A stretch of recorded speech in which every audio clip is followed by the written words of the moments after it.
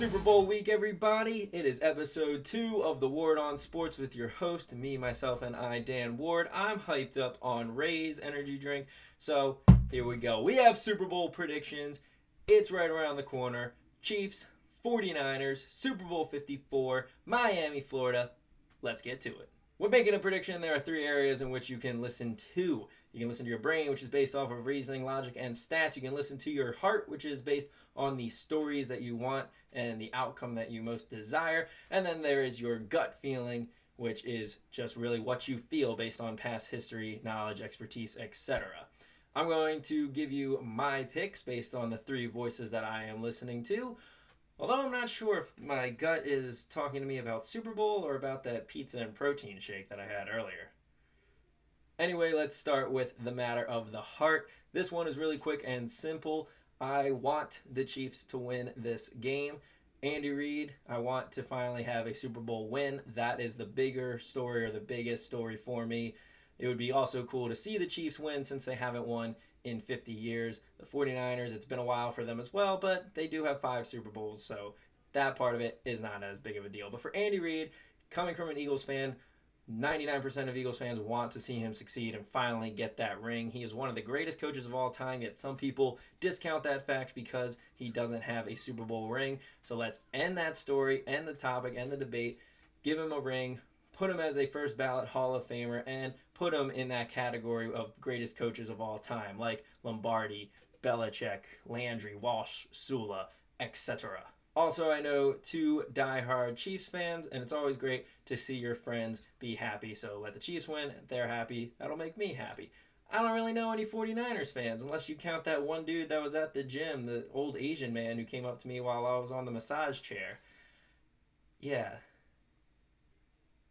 So, Chiefs win the heart. Next, we're going to talk about the brain, and the voice that the brain talks about is mostly with stats. So we're going to throw a bunch of stats at you here. Enjoy not seeing my face for a little bit. Let's talk a little bit about stats. So first, the regular season stats for the 49ers and the Chiefs. You'll see that the 49ers had the better overall offense in total yards. They were 4th in the NFL, averaging just over 381 yards of total offense. Chiefs right behind them at 379. Passing definitely goes to the Chiefs. They were the number 1 passing team in the AFC. But then the 49ers were the number 1 rushing team in the NFC. Defensively, it is all 49ers. 2nd in total yards, 1st in the NFC. 1st in passing defense. Neither team is excellent defending the rush, but the 49ers certainly have the better mark there at 112 yards per contest compared to 128 for the Chiefs. Turnover battle definitely goes the 49ers' way as well. 27 turnovers via the interception or the fumble recovery, and they've turned 5 of those into touchdowns compared to 23 turnovers for 3 touchdowns for the Chiefs. Now in the playoffs, the story has continued for both teams. The offense for the Chiefs has really got going, scoring 86 points in their 2 games, and the defense of the 49ers has allowed just 30, 10 in their first game and 20 against the Packers. You'll see the rushing and the passing stats in these playoff games. Super lopsided in both categories. Rushing all to the 49ers, passing all to the Chiefs. The 49ers have barely thrown the ball. You'll see that in a little bit when we compare Mahomes and Tannehill. The other 2 big areas to look at are the QB battle and the head coaching battle. Yes, the QBs don't actually face each other, so these stats don't really warrant for head-to-head, but it is still important to look at because they are the 2 focal points of every great football team. Jimmy G this season was 13-3, just under 4,000 passing yards with a 27-13 touchdown interception ratio. Compared to Pat Mahomes, who missed a couple games, so he was 11-3, but threw over 4,000 yards and had a great touchdown interception rate of 26-5, so slight edge to Pat Mahomes in those categories. Jimmy G showed his clutch gene a few times, 4 fourth-quarter comebacks and 4 game-winning drives compared to just 1 for Mahomes. Now, Mahomes was definitely better at taking care of the ball all the way around. Only 3 fumbles compared to 10 for Garoppolo. The completion percentage and the bad throw percentage, you'll see there a little bit on the side of Jimmy G. So a little bit more accurate. Granted, Pat Mahomes had to throw the ball a lot more this season. In the playoffs, this is the first time Garoppolo has been in the playoffs. He is 2-0, 1 touchdown and 1 interception. He's only 17 for 27. Not a bad ratio there, only 10 incompletions, but he hasn't had to throw the ball out. Only 27 attempts in 2 games. He has been sacked 3 times, but he's only thrown for 208 yards. Pat Mahomes has thrown for more than that in each of his 2 games, and that is a 2-game total for Garoppolo. You'll see Mahomes' stats, 3-1 all-time, 11 touchdowns, no interceptions for the young buck. He has been very strong in the playoffs so far in his young career. And then the head coaching, there is no contest. Andy Reid is the better head coach, mostly because of longevity. This is his 21st year. He's got a .618 winning percentage with 207 career wins, which is the 6th most wins all time. 14-14 overall in the playoffs, and this is his 2nd Super Bowl appearance. First one coming in the 2004 season with the Philadelphia Eagles. Kyle Shanahan, here he is in his 3rd season as head coach, 23-25 overall, but undefeated as he is 2-0 here in his first playoff season. So the 49ers are 1st or 2nd in a lot of categories, both on offense and on defense. The Chiefs clearly have the edge in Pat Mahomes, although the total counting stats definitely go to Pat Mahomes. The results have been pretty equal, at least this season. Jimmy G has been up to the task, but it's no question. I'm not going to make an argument that I'd rather have Jimmy G. Everybody would rather have Pat Mahomes as their quarterback compared to having Jimmy Garoppolo. So they have the edge at quarterback and clearly the edge at head coach because there's really just no contest unless Andy Reid was to go against maybe Bill Belichick, and you maybe could argue Pete Carroll, but even so, Andy Reid is one of the best coaches of all time. This difference is a landslide. I don't care how good of a coach Kyle Shanahan is being this year. Overall resume says Andy Reid. So quarterback and coach goes to the Chiefs. The overall team stats go to the 49ers. And I have to say, this is a team game. And in the playoffs, the 49ers have been very strong. They've looked stout on defense. They've been strong enough on offense. You could say their competition maybe wasn't as strong as the 2 Chiefs games, having to go against the Texans and the Titans compared to the Vikings and the Packers, who were the number 2 seed in the NFC, but were they really that strong of a team? That is up for debate, and that's not something we're going to answer. So you can have your own opinions on the rank of opponent that these 2 teams have faced. But defense, as old-timey guys will say, travels, and the statistics show that defense wins championships. And since this is a category for the brain, the argument that defense wins championships, that defense travels, and that this is a team game, and the 49ers have had the better overall team stats, both in the regular season and the playoffs, the brain picks the 49ers.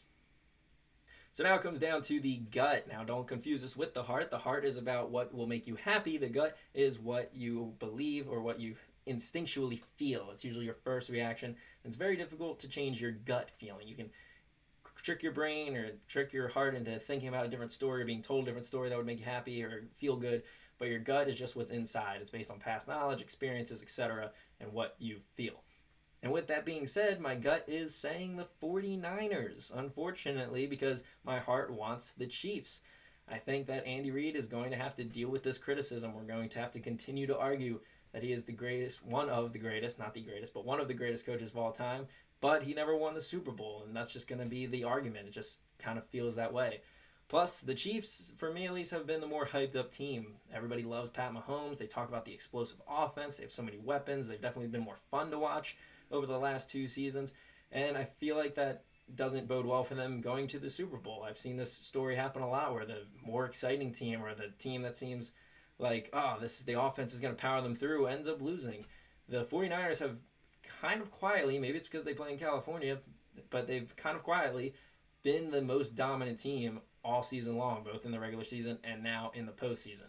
They are the number 1 seed for a reason. They earned it. They deserved it in the NFC, and I don't know. That's just how my gut feels. The gut wins, or the 49ers win the gut. So that's 2 votes for the 49ers and only 1 vote for the Chiefs. So with that being said, my official prediction for Super Bowl 54 is Chiefs are going to win this game 31-27. I don't care that it's 2-1 voting. Majority rule doesn't always win. Some matters you listen to the brain. Some matters the heart. Sometimes the gut. Sometimes they outweigh one another. This time it's a matter of the heart winning it all. Let's go Chiefs. Let's win Andy Reid that Super Bowl. Let's end the talk. Put him in the Hall of Fame. put him as one of the best coaches of all time. Let's continue to be amazed by the dominance and greatness that is Pat Mahomes. Let's win a Super Bowl for the first time in 50 years. Chop your way through Miami and let's get that win. Let's go Chiefs. 31-27. Book it. So that's it for episode 2 of the Ward on Sports Super Bowl predictions. Have a lot of fun this Sunday. If you liked the video, be sure to like, comment, share, subscribe, all that good stuff. Thank you for watching this video. I will be posting more throughout the year, so be sure to stay tuned and look out for it both on YouTube and social media. Before we end this video, it would be wrong of me not to at least talk a little bit about Kobe Bryant. We all know about his unfortunate, untimely passing, and I just wanted to say a few words about that. Kobe Bryant was a player that honestly I didn't really care for when he was a player, but I always did respect him and his game, and I do not look past him as one of the greatest players of all time. He truly is a legend. He was a dominant player, etc. And so extremely unfortunate what happened, and not just to his family, but to all of the families involved. The Bryant family with Kobe and his daughter Gianna, the Chester family, Sarah and Peyton Chester, the Altobelli family with John, Carrie, and Alyssa, Christina Mouser and the Mouser family, and then Era Zobayan and his family. God bless all of them. Rest in peace to all of them. It is unfortunate. It is tragic. So many people were sad, and hey, it is okay to mourn for someone you did not know. You can love them and you can miss them even though you didn't know them. It shows that you have compassion and empathy for others. It shows that you feel for the families and you recognize that you would be in so much pain if you were in their shoes. It also shows how much of an impact that Kobe Bryant had on this world. He was not just an amazing basketball player, but he was an inspiration on and off the court. Whether it was his Mamba mentality, his work for underprivileged kids, his love for the Philadelphia Eagles, him just being a kid, his love for his family. He was a father that put his family first. You've seen videos of him saying he loves being a girl dad. You could tell that he cared about other people, and he cared about making an impact, and he wanted people to succeed, not through luck and not by being lazy and having things fall in their lap, but through hard work and effort. And so everyone can find something in Kobe Bryant that resonates with them. I think that is why so many people felt a loss when they heard about his passing. Was he perfect? No. Nobody's saying that he was, and nobody is perfect. The imperfections are not what define us, however. It's how we impact other people's lives and how we leave our mark on this world. This accident is a sobering and unfortunate reminder, but a great reminder nonetheless, that life is short and we should live fully and happy. It's also a reminder that we do have impact on other people's lives. You may not always see it. You may not always be told that you're having an impact on somebody else's life. A lot of times people don't tell other people exactly how they feel and don't exactly tell you, hey, thank you, like you mean a lot to me. But know that just because you're not being told it, it is there. I'm here to tell you, you do make an impact on other people's lives. You can have a massive impact on other people's lives even if you don't know who they are. So be sure to make sure that you are leaving a positive impact.